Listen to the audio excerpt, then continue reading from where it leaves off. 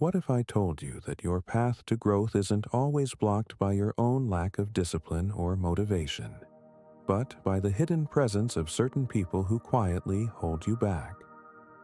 That might sound surprising, or even unsettling, but here's the truth. The influences around you can shape your destiny in ways you never fully realize, until it's too late. We live in a world overloaded with demands on our time and attention. We strive to thrive, to find meaning, to build a life that reflects our values. Yet, amid all this, certain individuals might subtly erode our resolve or poison our perspective. Now, if you are new here, please like the video and subscribe. Statistics show that only 15% of my audience is subscribed to the channel. So, if this content has helped you in any way, I ask you to subscribe and hit the notification bell. You've likely felt it before. Those moments of anxiety, confusion, or stalled progress when your ambitions feel stuck. Often, the culprit isn't just your circumstances, it's the people who surround you. But it doesn't have to be that way. Today, we're going to explore how to recognize and navigate around 9 types of individuals who can undermine your growth if you're not prepared. And by the end of this narrative, you'll see how a Stoic mindset, blended with insights from other timeless philosophies, can give you the tools to stay calm, protect your momentum, and chart a path forward that's resilient and fulfilling. Let me assure you, I speak from a place of hard-earned experience, both my own and that of countless individuals I've guided. I've spent years studying and applying the wisdom of Seneca, Epictetus, Marcus Aurelius, and other philosophers, adapting their teachings to the modern challenges we all face. My goal here is simple: to share that knowledge in a way you can act upon immediately. First, we'll delve into what Stoicism is and why it matters. Next, I'll weave a story about 9 specific kinds of people whose negativity or manipulation can derail even the strongest among us. Finally, we'll see exactly how to apply Stoic strategies, like setting mental boundaries, reflecting daily, and focusing on what's in your control, to stay on course, no matter who or what tries to disrupt you. So, here's how it'll go. In this first segment, we'll ground ourselves in the foundations of Stoicism and set the stage for why certain types of individuals can be so corrosive to our progress. In the second segment, we'll walk through the heart of the matter, these 9 undermining archetypes, and illustrate how they operate in real-life scenarios. In the third and final segment, we'll close the loop with practical Stoic tools, showing you how to preserve your energy, rebuild your mindset, and forge the meaningful life you deserve, untouched by the wrong influences. Now, let us begin. Imagine a warm, late afternoon light falling through tall windows onto worn marble floors, a hush of distant footsteps echoing in an ancient library. In your mind's eye, you step inside, drawn by the promise of wisdom that transcends time. Seated at a heavy wooden table is an older man, his posture upright despite the years etched into his face. His gaze is calm, steady, reflecting a life shaped by trials and introspection. As you approach, he nods with a slight smile, inviting you to take a seat opposite him. You sense he has stories to tell, gleaned from a lifetime of wandering the byways of human interaction. In a low, measured voice, he begins. My friend, you may believe that to grow in life, be it in your career, your sense of purpose, or your moral development, you need only enough willpower. You might think discipline and clarity alone suffice. True, those are vital. But let me share something crucial. The environment around you can be your ally or your downfall. Specifically, certain people embody habits, attitudes, or energies that gnaw at your progress from within. They can be your peers, even your loved ones, and their effect might be so subtle you barely detect it. Yet, over time, their negativity or manipulative ways sap your determination, twist your judgment, or bury your best intentions. Stoic philosophy, echoing other ancient wisdom, teaches that while we cannot control other people, we can control our exposure to them and our mental response. Indeed, we must guard our hearts and direct our energies toward what truly nourishes us. If we fail to do so, we allow external elements to overshadow the seed of virtue and growth we carry inside. The result? We walk in circles, never quite flourishing as we might have had we been more discerning. Now, do not mistake this for a call to cut off all who trouble us. Life is not so binary. The real task is to see clearly those who undermine our growth, to understand how they do it, and to decide, rationally, calmly, how best to preserve our journey. Sometimes that means setting boundaries. What if I told you that your path to growth isn't always blocked by your own lack of discipline or motivation, but by the hidden presence of certain people who quietly hold you back? That might sound surprising, or even unsettling, but here's the truth. The influences around you can shape your destiny in ways you never fully realize, until it's too late. We live in a world overloaded with demands on our time and attention. We strive to thrive, to find meaning, to build a life that reflects our values. Yet, amid all this, certain individuals might subtly erode our resolve or poison our perspective. Now, if you are new here, please like the video and subscribe. Statistics show that only 15% of my audience is subscribed to the channel. So, if this content has helped you in any way, I ask you to subscribe and hit the notification bell. You've likely felt it before. Those moments of anxiety, confusion, or stalled progress when your ambitions feel stuck. Often, the culprit isn't just your circumstances, it's the people who surround you. But it doesn't have to be that way. Today, we're going to explore how to recognize and navigate around 9 types of individuals who can undermine your growth if you're not prepared. And by the end of this narrative, you'll see how a Stoic mindset, blended with insights from other timeless philosophies, can give you the tools to stay calm, protect your momentum, and chart a path forward that's resilient and fulfilling. Let me assure you, I speak from a place of hard-earned experience, both my own and that of countless individuals I've guided. I've spent years studying and applying the wisdom of Seneca, Epictetus, Marcus Aurelius, and other philosophers, adapting their teachings to the modern challenges we all face. My goal here is simple: to share that knowledge in a way you can act upon immediately. First, we'll delve into what Stoicism is and why it matters. Next, I'll weave a story about 9 specific kinds of people whose negativity or manipulation can derail even the strongest among us.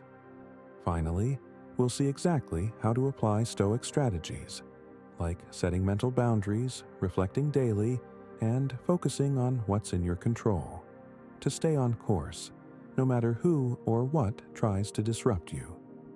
So, here's how it'll go. In this first segment, we'll ground ourselves in the foundations of Stoicism and set the stage for why certain types of individuals can be so corrosive to our progress. In the second segment, we'll walk through the heart of the matter, these 9 undermining archetypes, and illustrate how they operate in real-life scenarios. In the third and final segment, we'll close the loop with practical Stoic tools, showing you how to preserve your energy, rebuild your mindset, and forge the meaningful life you deserve, untouched by the wrong influences. Now, let us begin. Imagine a warm, late afternoon light falling through tall windows onto worn marble floors, a hush of distant footsteps echoing in an ancient library. In your mind's eye, you step inside, drawn by the promise of wisdom that transcends time. Seated at a heavy wooden table is an older man, his posture upright despite the years etched into his face. His gaze is calm, steady, reflecting a life shaped by trials and introspection. As you approach, he nods with a slight smile, inviting you to take a seat opposite him. You sense he has stories to tell, gleaned from a lifetime of wandering the byways of human interaction. In a low, measured voice, he begins. My friend, you may believe that to grow in life, be it in your career, your sense of purpose, or your moral development, you need only enough willpower. You might think discipline and clarity alone suffice. True, those are vital. But let me share something crucial. The environment around you can be your ally or your downfall. Specifically, certain people embody habits, attitudes, or energies that gnaw at your progress from within. They can be your peers, even your loved ones, and their effect might be so subtle you barely detect it. Yet, over time, their negativity or manipulative ways sap your determination, twist your judgment, or bury your best intentions. Stoic philosophy, echoing other ancient wisdom, teaches that while we cannot control other people, we can control our exposure to them and our mental response. Indeed, we must guard our hearts and direct our energies toward what truly nourishes us. If we fail to do so, we allow external elements to overshadow the seed of virtue and growth we carry inside. The result? We walk in circles, never quite flourishing as we might have had we been more discerning. Now, do not mistake this for a call to cut off all who trouble us. Life is not so binary. The real task is to see clearly those who undermine our growth, to understand how they do it, and to decide, rationally, calmly, how best to preserve our journey. Sometimes that means setting boundaries. Understand, then, that part of Stoic wisdom is the vigilance over the climate of your life, and that vigilance is what we shall cultivate.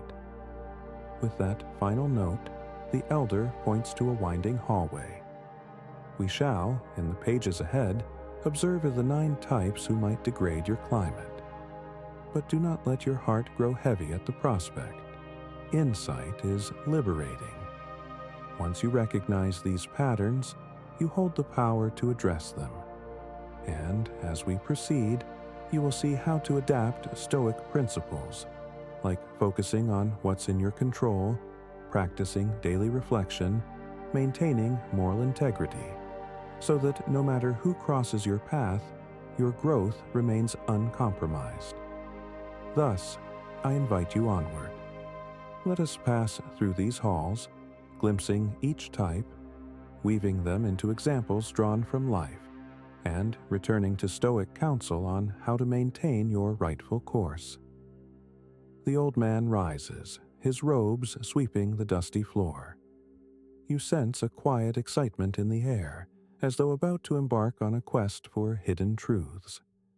The corridor beckons with warm lamplight, each lamp symbolic of the clarity you'll gain. Step by step, you follow him, heart open. This is where your introduction ends, and the deeper journey begins. In what follows, we will delve into the background of Stoicism, ensuring we stand on firm philosophical ground before unveiling these 9 undermining archetypes and showing how Stoic strategies can neutralize their negative sway. The transformation you seek? protecting your growth from toxic influences starts now.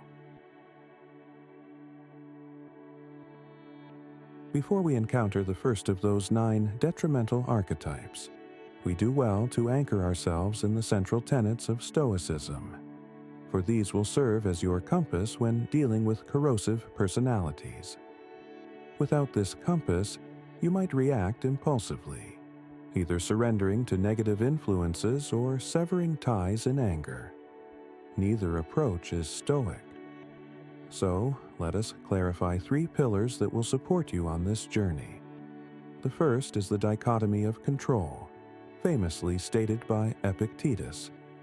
Some things are within our power, while others are not. We cannot remake another person's character or eliminate every negativity from our environment, but we can choose how to respond. We can set boundaries, walk away, or cultivate an inner state impervious to outside storms. This concept frees us from naive attempts to fix everyone or rage at their flaws. Instead, we focus on governing ourselves, which includes deciding whom we allow close. The second is virtue as the highest good. In Stoic thought, external successes or failures matter less than living in accordance with moral excellence. Wisdom, courage, justice, temperance. If a certain relationship repeatedly entices you toward vice, be it pettiness, anger, deceit, or erodes your pursuit of virtue, Stoic reasoning suggests adjusting or terminating that link. Your character stands paramount, the bedrock upon which all other life goals rest. Once you accept that, letting someone sabotage your virtue is akin to letting a thief plunder your greatest treasure. The third is daily reflection. The ancient Stoics practiced regular introspection, often at day's end, to review their actions, spot lapses in discipline, and reaffirm their ideals. For our purposes, this reflection is how you stay vigilant about who is influencing you. Each evening, you might ask, did I let someone's negativity or manipulation sway me today? Did I respond stoically or slip into frustration? Such questioning prevents slow, unnoticed declines in your standards. It also fosters resilience as you refine your responses over time. If, for instance, you notice that a coworker's constant complaints deflated your mood, you can plan tomorrow's approach. Either reduce conversation time or practice a mental boundary, so their gloom bounces off your calm center. Armed with these pillars, you stand ready to meet the individuals who might hamper your ascent. The Stoic approach is not paranoia or self-righteousness. It is awareness, grounded in acceptance that you cannot change them, but you can shield your orchard from rot. The orchard metaphor remains apt. Your life is the garden you cultivate, each tree representing a domain of personal development. Health, knowledge, relationships, creativity, faith, or virtue. Some might ask, why not just toughen up and remain among negative influences as a test of Stoic endurance? The Stoic answer is that while we can endure adversity if needed, we do not seek it out pointlessly. If the orchard can flourish better by removing or avoiding certain threats, that is both rational and ethically sound. You preserve your resources to face truly necessary hardships, not the self-imposed friction of toxic association. Hence, to truly focus on yourself and watch your life transform, you must be prepared to identify and navigate away from these 9 destructive types. Or, if avoidance is impossible, to neutralize their power through Stoic discipline. In the next part, we shall embark upon these archetypes more concretely, with stories that bring them to life. But let me leave you with a small exercise to prime your awareness. Reflect for a moment on your current circle: friends, co-workers, family, acquaintances. Is there a nagging sense that one or two individuals consistently erode your positivity or hamper your moral direction? If so, hold that in mind. As you read on, see if you spot them among the archetypes we describe. The recognition might be startling, but it also grants you power. Once you see the pattern, you can no longer be so easily ensnared. And so ends the first part of our tale. We have established the rationale for watching out for harmful influences, the Stoic framework for dealing with them, and a glimpse of how your orchard can flourish if protected. In the next segment, we shall venture deeper, meeting each archetype in detail, gleaning from ancient wisdom how they operate and how you might respond. Keep your heart open, your mind steady, and your moral compass close at hand. For the Stoic path is not about shutting the world out. It is about letting only that which nourishes you have deep roots in your soul, and politely but firmly declining the rest. What if, even after acknowledging the power of your environment and striving to maintain your inner fortitude, you discovered hidden threads that still threaten to unravel your progress?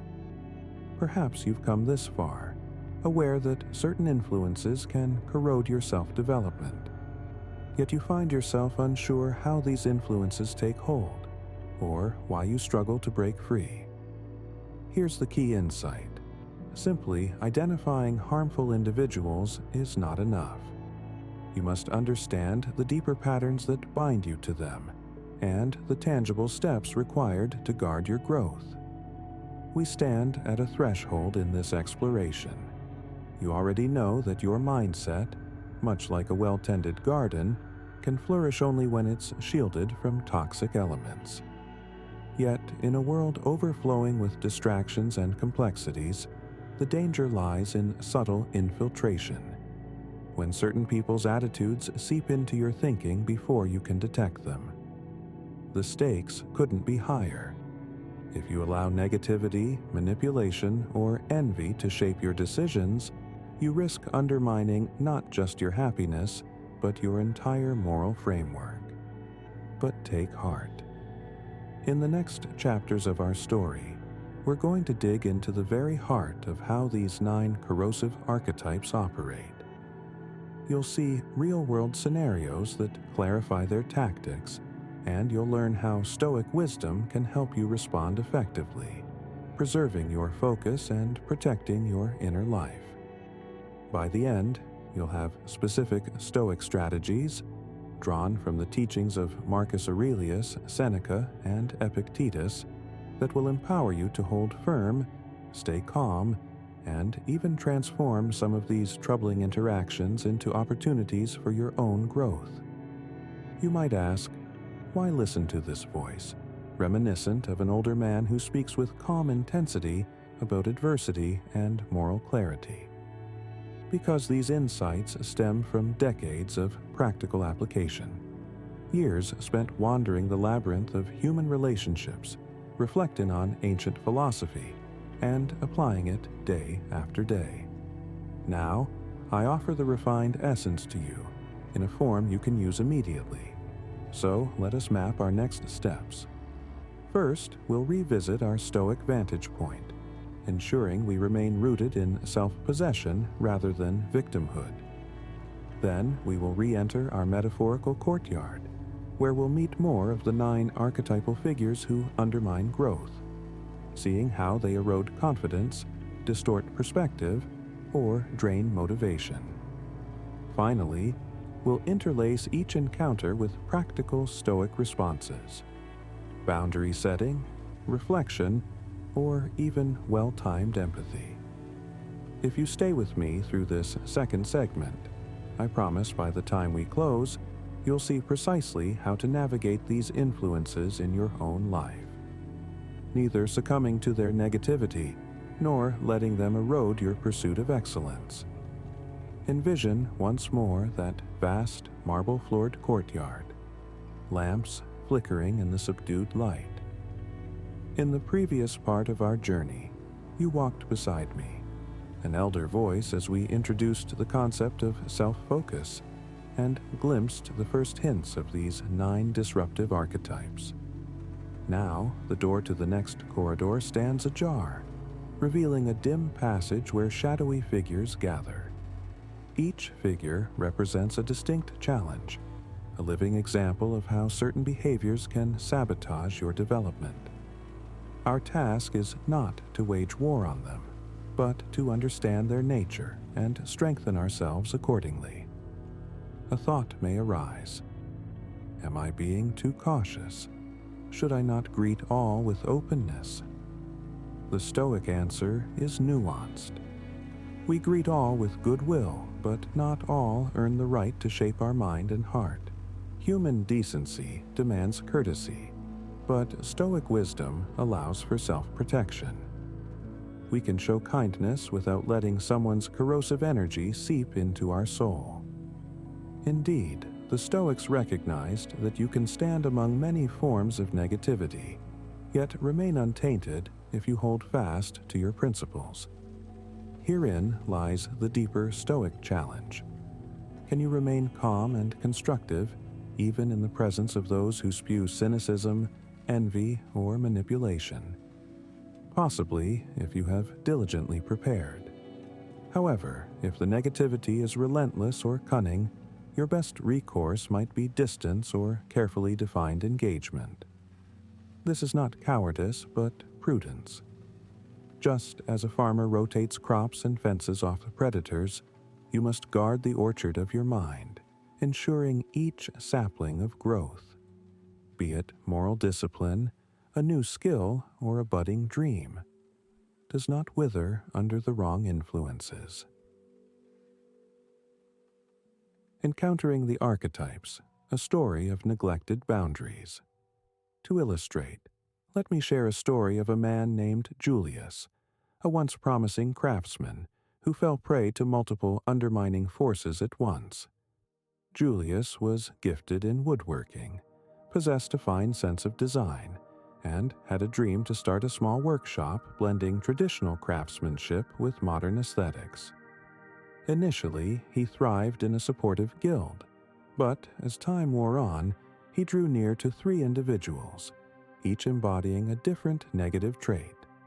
One was constantly envious of others' successes, sowing seeds of doubt whenever Julius celebrated a milestone.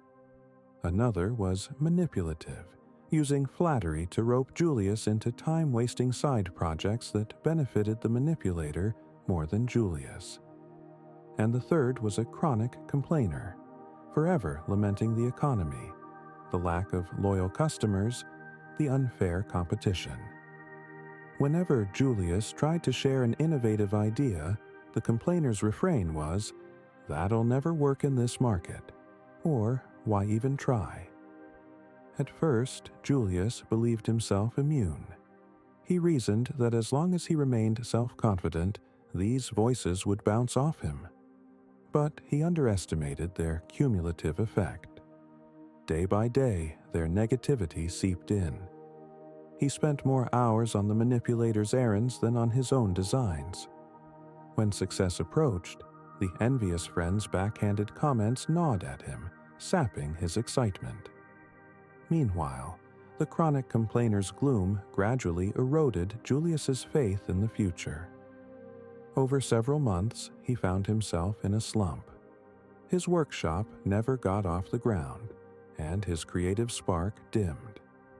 Only later, after a chance meeting with an old mentor, did Julius realize how deeply he'd let these influences burrow into his heart.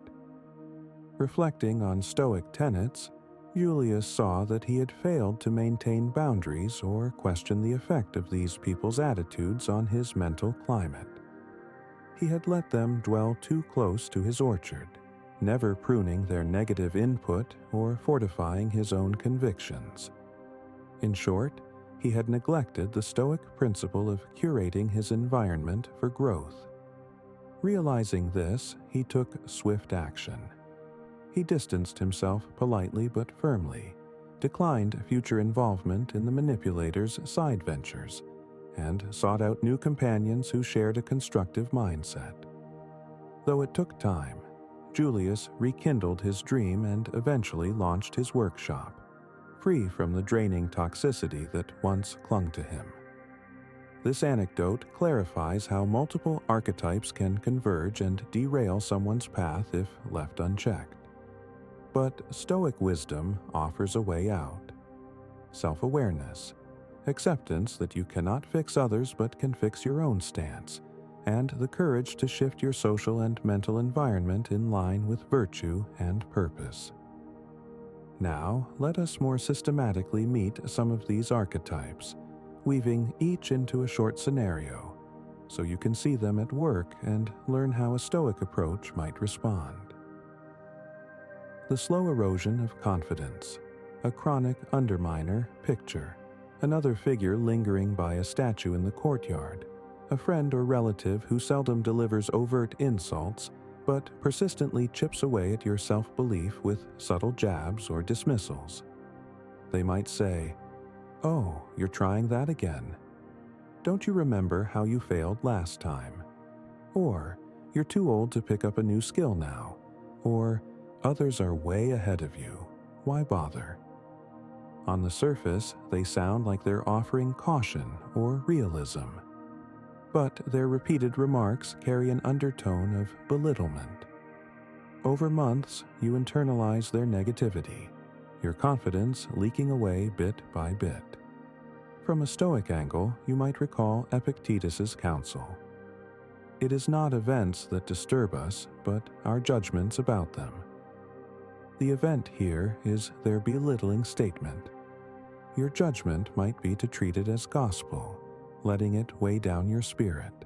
The Stoic alternative is to label it for what it is: an external commentary that reflects their own limitations or viewpoint, not an objective truth about your potential. You detach from their negativity, refusing to grant it authority over your aspirations. If they persist, you calmly limit how much you share about your plans, or how much time you spend listening to their discouragement. In extreme cases, you might sever ties if their presence repeatedly poisons your mind. The Stoic does not do so in anger, but in a spirit of self-preservation, recognizing that your orchard must not fall prey to a relentless underminer. In truth, such an individual may not even realize their impact. They might be echoing their own unresolved fears.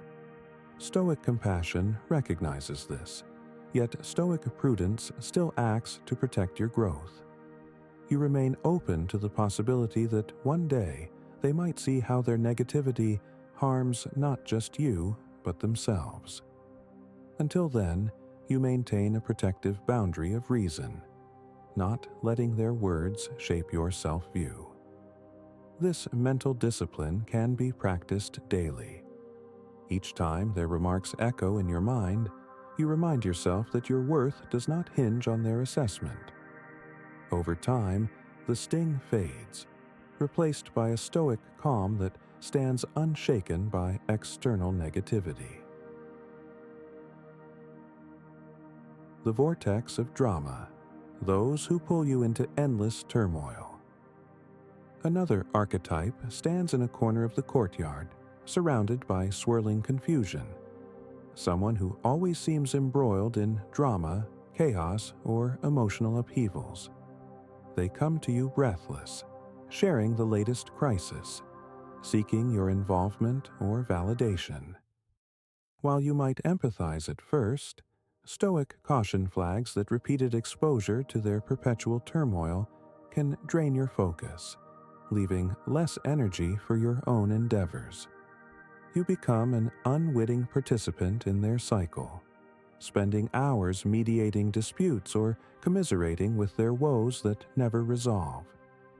Stoics remind us that we each have finite resources of time and mental space. If you let a drama vortex consume these resources, your growth stalls. The Stoic approach: you offer a listening ear or a helpful perspective if it aligns with your virtue, but you do not plunge into the thick of their chaos. If they continually return with fresh crises, you consider stepping back, politely stating you cannot invest endless emotional labor in their unending issues. You do so not from heartlessness, but from the recognition that you cannot fix someone determined to remain in turmoil.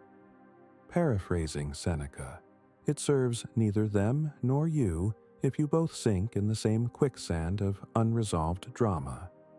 The Stoic calmly acknowledges their plight but preserves personal boundaries, ensuring that your orchard remains tended while they sort out or perpetuate their storms. Perhaps they learn from your composed refusal to be dragged under. Perhaps not.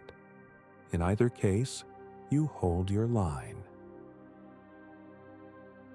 Beware the enabler of vice, subtle corruption of your values. Now, let us consider a different figure, one who urges you toward small moral compromises, hinting that it's harmless or that everyone does it. They might tempt you to cut corners, cheat a bit, or indulge in destructive habits.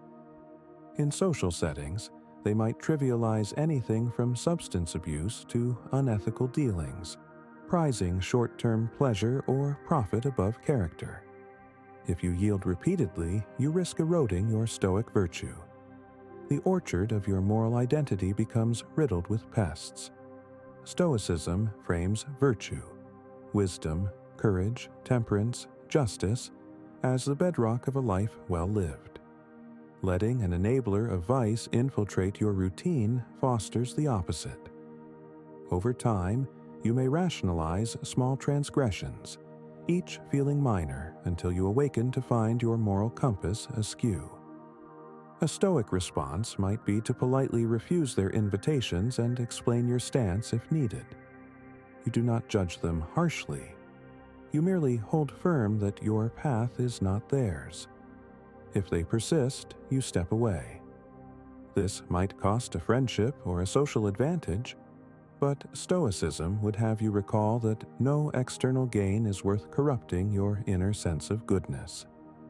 Indeed, one of the strongest acts of self-focus is safeguarding your character from those who would trivialize integrity for a fleeting thrill. By declining to partake, you stand as an example of uprightness, which might quietly inspire others to reevaluate their own choices. But your first duty is to protect your orchard from moral rot. You have now reached the halfway mark of the video. I congratulate you for trying to become a better version of yourself, and I also humbly ask you to leave a comment as it helps my channel immensely. If you do not know what to comment, just write "better every day" so I know you reached this far. And don't forget to subscribe for more content like this. Also, I've linked some books on Stoicism that helped me become the man I am today, and will also help you achieve a Stoic mindset. The chronic gossiper. Noise that clouds your vision picture. A figure whispering incessantly to a small circle. Tongues wagging about others' misdeeds, failures, or private affairs. Gossip can seem harmless or entertaining, but Stoic insight sees the hidden cost. When your mind is cluttered with talk of who did what scandalous thing or how someone stumbled, you distract your focus from your own refinement. Gossip also sows seeds of distrust and cynicism in your mind, leading you to see the world through rumor-laden lenses. Over time, you might adopt the gossiper's lens, busying yourself with trivial details of others' lives rather than tending your orchard. Stoicism, by contrast, advocates focusing on what truly matters: your conduct, your moral aims, and constructive engagement with those around you. The gossip invites you to dwell on the unessential, to feed pettiness.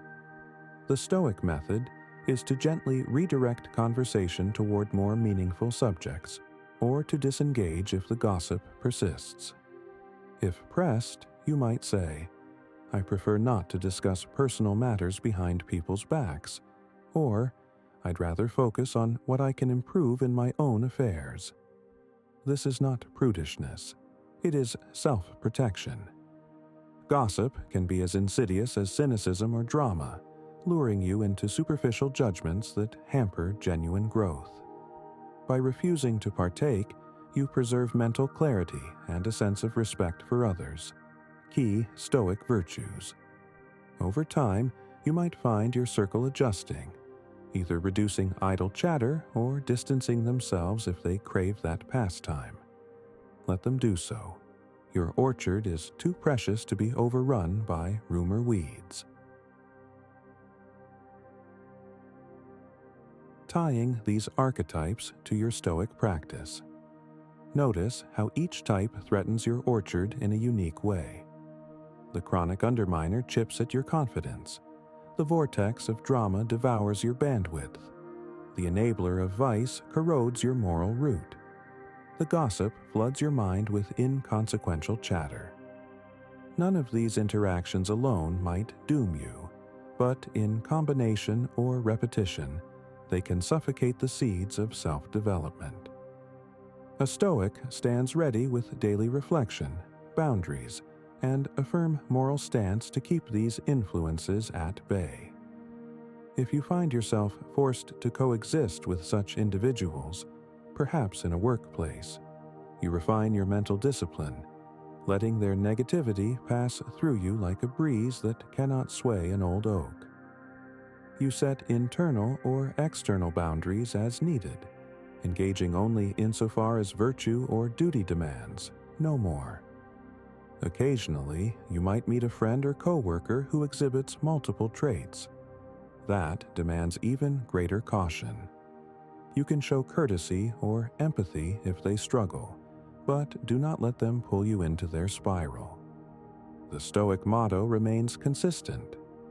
Focus on your own reasoned choices, guard your orchard's environment, and do not fixate on converting them. They must walk their path. By the same token, you are free to choose yours, free from illusions that pleasing them or tolerating them incessantly leads anywhere but stunted growth. The orchard must thrive. That is your priority if you wish to see your potential bloom. A reflection on the social web. We must remember that no person is wholly one archetype all the time. Real relationships are complex. Someone might occasionally gossip, but also offer genuine kindness. Another might be cynical about certain topics, but helpful in others. Stoicism does not advocate a black and white culling of your social web. Instead, you weigh how each relationship, in its totality, affects your trajectory. If the negative aspects far outweigh the positives, Stoic reason suggests limiting that bond. If the negativity is occasional, you might endure or guide them gently, so long as you remain vigilant. The Stoic principle of measured action applies. You do not overreact or underreact. You act proportionally with your best interest, defined by moral and personal growth, in mind. Let us, then, recall Marcus Aurelius, who, in his meditations, often chided himself not to let the wrongdoing of others sink into his mind. He reigned over an empire full of politics and betrayals, yet strove to keep his judgments pure, not letting rancor or cynicism erode his equanimity. This is the model Stoicism offers. Remain open to human complexity, but do not let it degrade your spirit. If the negativity persists, you have the right, perhaps the duty, to avoid entanglement. A glimpse of future archetypes. We have revealed only a few of the 9. In the next part, we will see more. Those prone to violent anger, the cunning flatterer who manipulates through praise, and the perpetual victim who refuses responsibility. Each demands a unique Stoic response, Yet the overarching theme remains the same.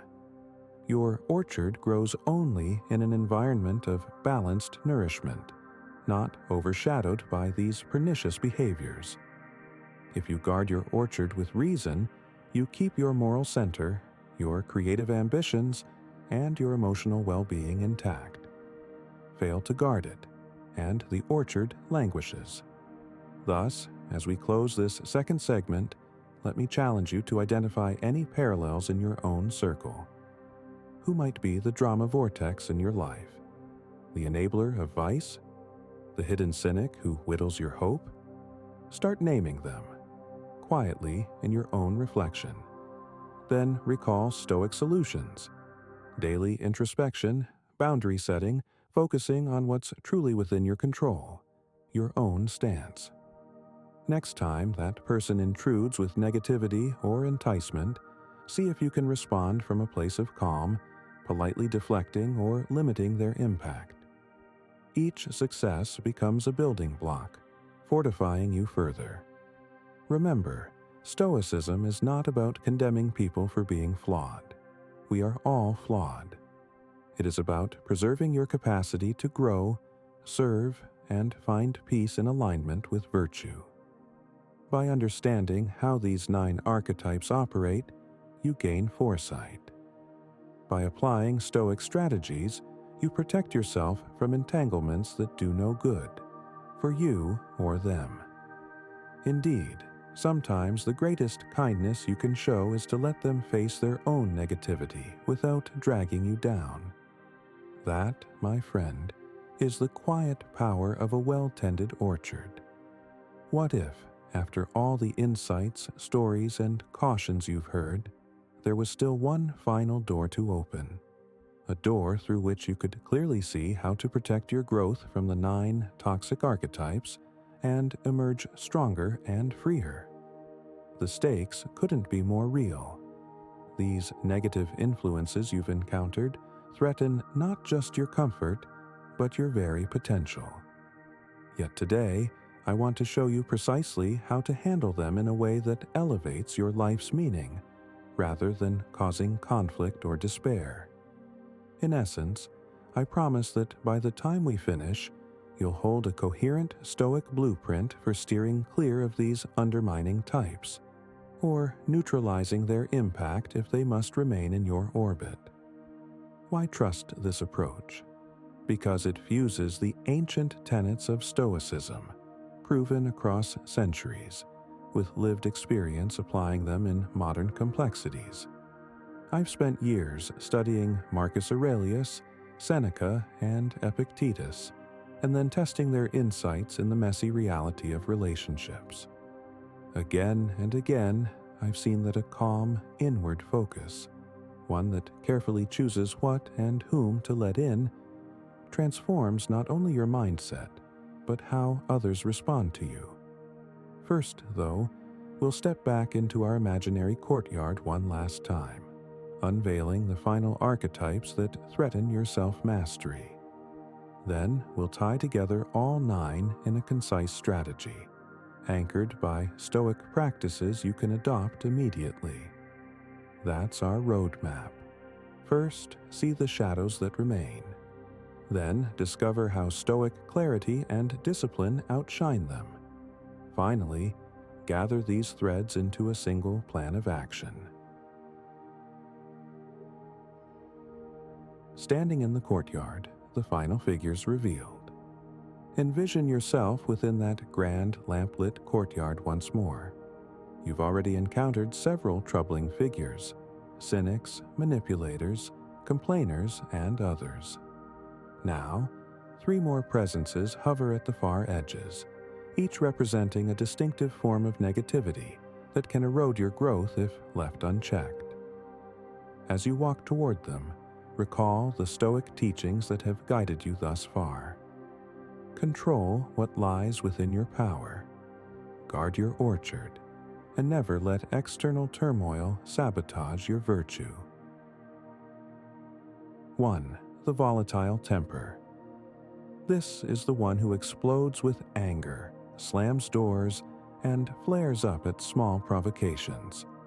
If you share your aspirations or your new discipline strategies, they might lash out or belittle you in a heated moment. Even if they apologize later, the cycle repeats. Over time, you learn to tiptoe around them or withhold your honest opinions, stifling the authenticity that fosters growth. Stoicism reminds us that anger is often a sign of misplaced focus, an irrational surge that stifles reason.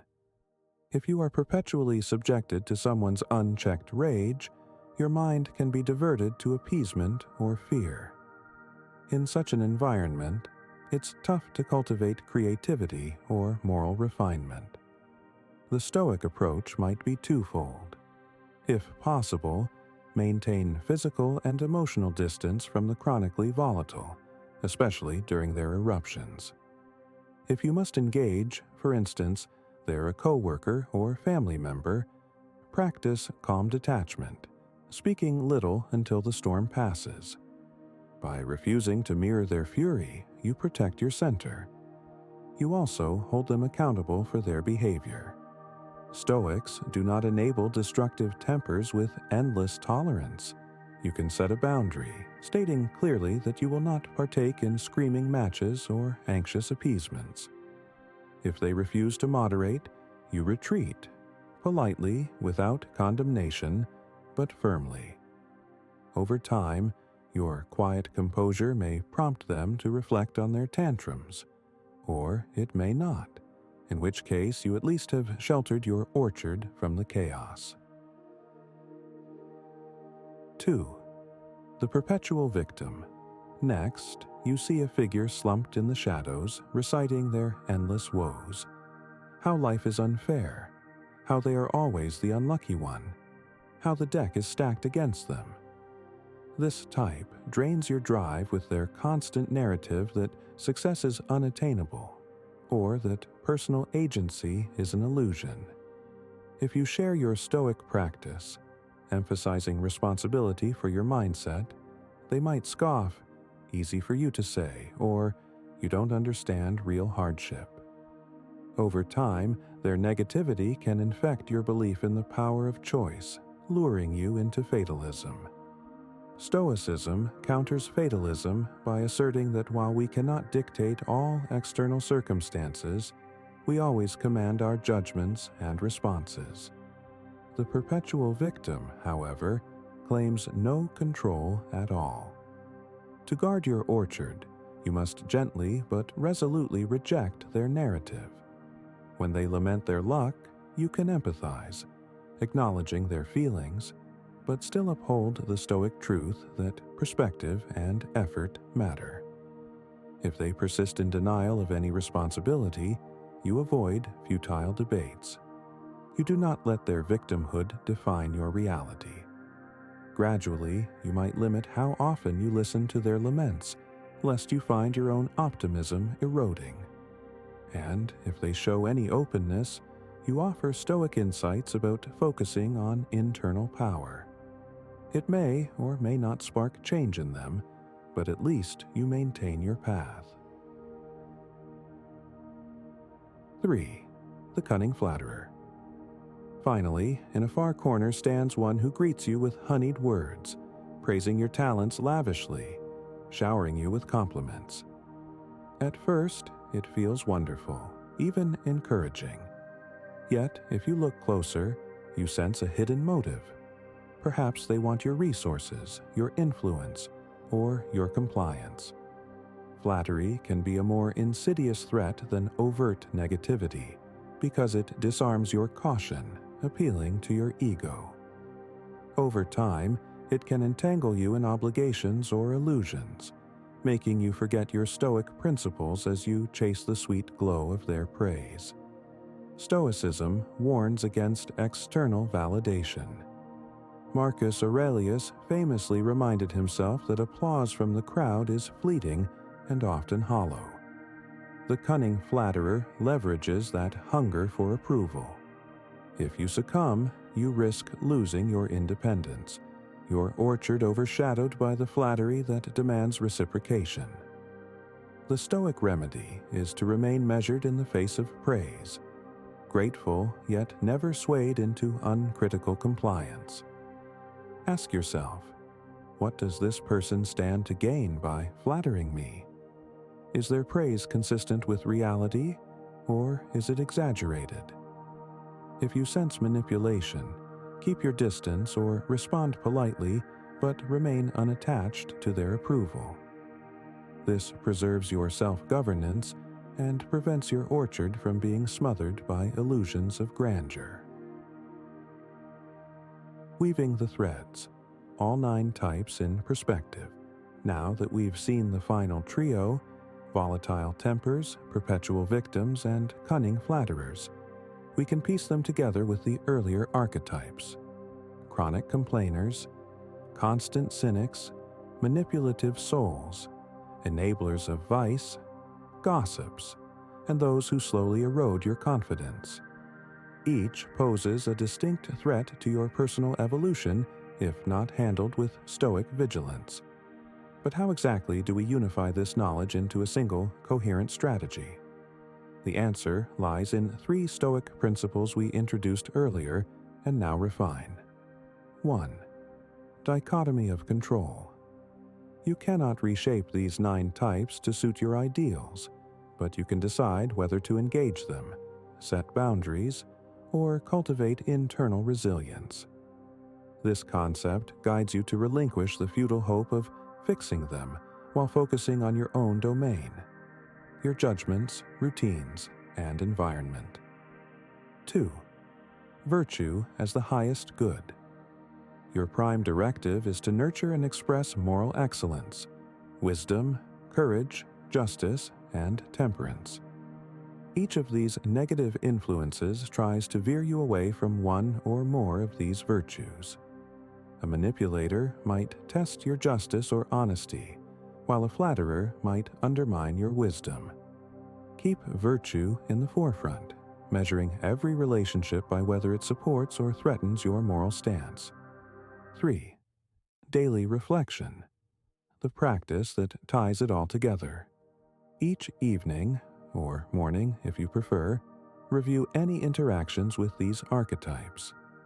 Did you uphold your boundaries, or did cynicism creep in?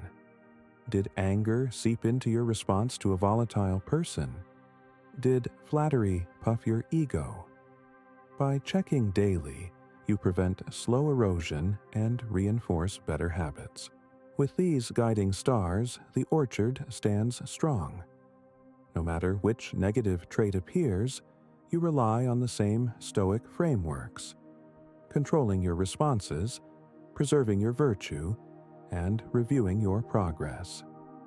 Over time, this transforms your environment from a field of potential sabotage into a measured realm where you decide who and what influences your mind.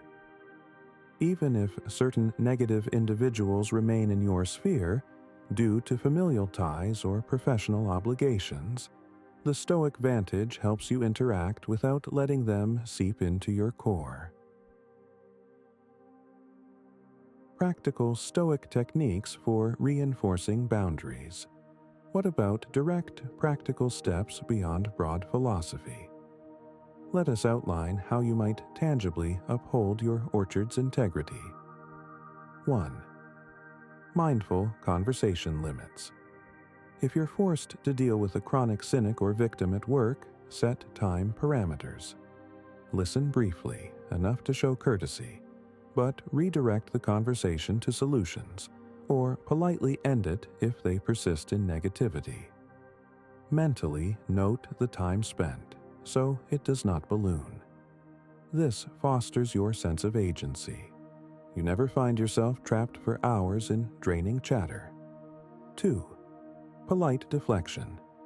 When faced with a gossip or manipulator, you can respond with non-committal phrases like, "I see," or "interesting," then pivot away.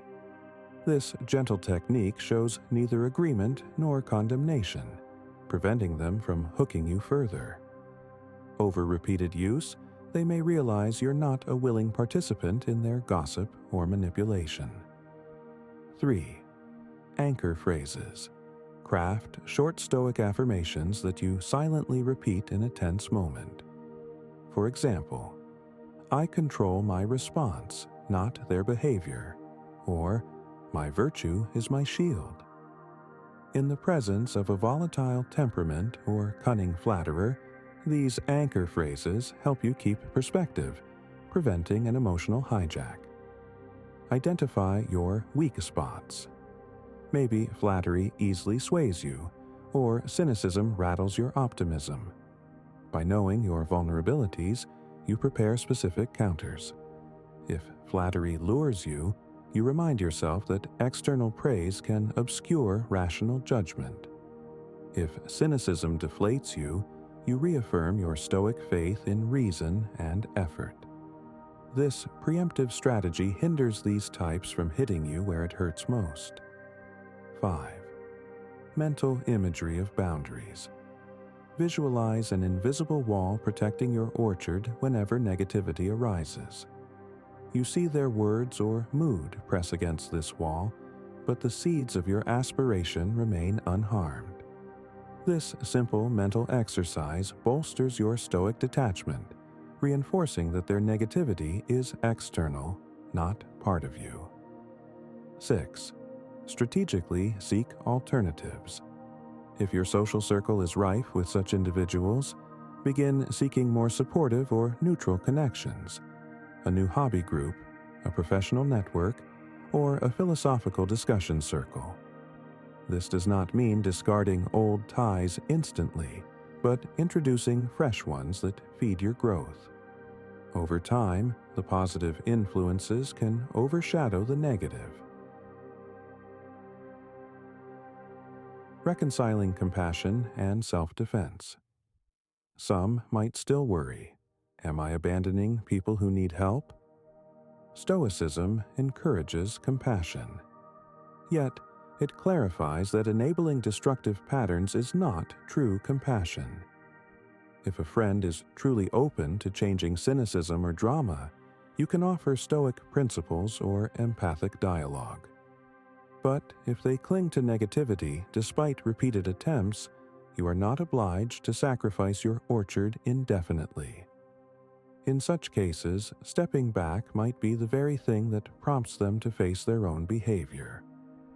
Alternatively, you might keep minimal contact, preserving a glimmer of goodwill while not letting them overshadow your daily life. Compassion can coexist with boundaries. Indeed, the Stoic sees that genuine kindness can sometimes appear firm or detached in the short run. Closing the circle, the Stoic attitude toward interpersonal challenges. As we near the end of our exploration, consider the Stoic attitude not as a harsh fortress, but as a well-tended garden, open to sunlight and gentle visitors, yet protected by a mindful caretaker. You do not resent the weeds or the pests. You accept they exist, but you do not allow them free rein. You remove them or prevent their spreading.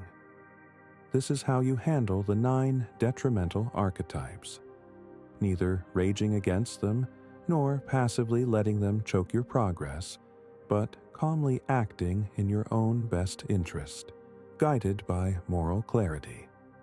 For a final illustration, let me share an anecdote of an older colleague, Cassian, who once oversaw a department rife with gossip, envy, and volatile tempers.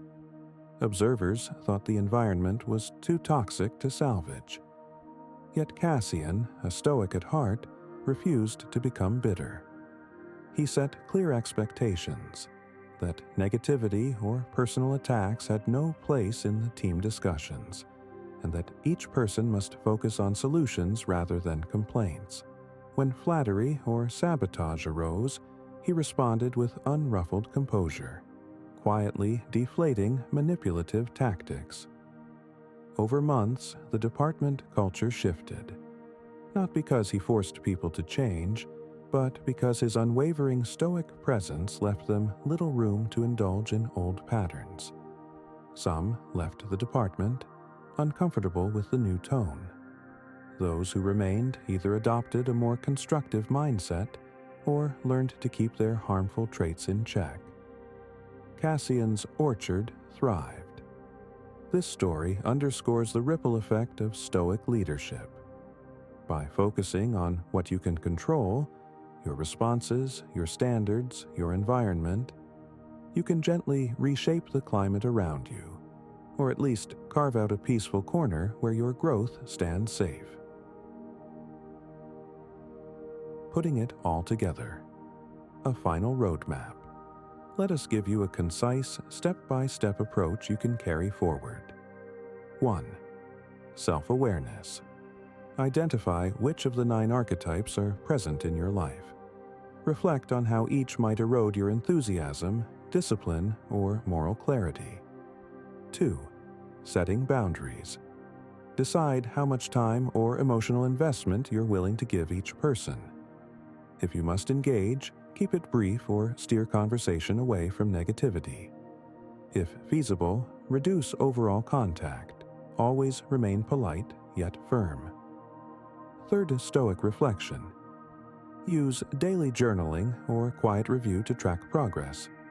Did you succumb to cynicism, gossip, or flattery today? Did you handle an angry outburst calmly? Each reflection helps you refine your next response, preventing slow, unnoticed drift. 4. Internal fortification. Adopt mental exercises. Anchor phrases, boundary visualizations, or preemptive self-talk that remind you not to internalize destructive messages. Pair this with a commitment to the Stoic virtues: wisdom, courage, temperance, justice, so you keep your orchard's integrity. 5. Balanced compassion. If you sense genuine willingness to change in someone, offer Stoic insights gently. But do not cling to illusions. If they persist in negativity, you remain steadfast in your boundaries. This stance can, ironically, help them see the cost of their behavior. 6. Ongoing evolution. Accept that your circle may shift as you apply these principles. Some negative ties might naturally fall away. Welcome new connections with people who share or respect your pursuit of virtue. Over time, this synergy supports your continuous growth. Conclusion: a future unhindered by harmful influence. And so, our extended journey draws to a close. You have glimpsed 9 archetypes: chronic cynics, complainers, manipulators, gossipers, enablers of vice, slow confidence eroders, vortexes of drama, volatile tempers, perpetual victims, and cunning flatterers. Each can hamper your growth if permitted free rein. Yet Stoicism, along with the universal logic of self-preservation, gives you the clarity and courage to neutralize or avoid them without malice. You stand now at the threshold of a life in which your orchard, your moral and personal development, unfolds under more favorable skies. Instead of living in constant reaction to negativity, you reclaim your agency. I invite you to implement these strategies without delay. Start small. Tomorrow morning, commit to noticing any negative talk in your circle and limiting your response. If you see a drama vortex swirling, opt out politely rather than diving in. If a flatterer tries to charm you, politely acknowledge their praise, then maintain your independence of thought. Each small act is a statement of self-respect, a reminder that your orchard's well-being is your responsibility. Over weeks, watch as your mind feels lighter, your goals become clearer, and your resilience grows. Perhaps you find new avenues of support, like a Stoic reading group or a mentor. Perhaps you cultivate a simpler circle, free from toxic drama. Regardless, your transformation begins with the choice to defend your growth against undermining forces. Remember, Stoic wisdom is not about isolation. It's about mindful selection of the influences you permit to shape you. And if you ever doubt yourself, if a cunning manipulator sows confusion, or a cynic knocks your morale, return to the Stoic fundamentals. You control your judgments, you uphold your virtue, and you practice daily reflection to stay on course. Others may swirl around in negativity, but you remain anchored in your orchard, nurturing the seeds of self-improvement that, with time, will yield a harvest of genuine purpose and contentment. Thus ends our conversation, yet your practice continues. In the days ahead, you will face these archetypes. Some encounters may be mild, others tense. But armed with stoic clarity and unwavering commitment to your path, you can navigate them all. If you stumble, do not despair. Stoics embrace imperfection and learn from it, refining their approach. Each slip is a lesson that polishes your self-awareness.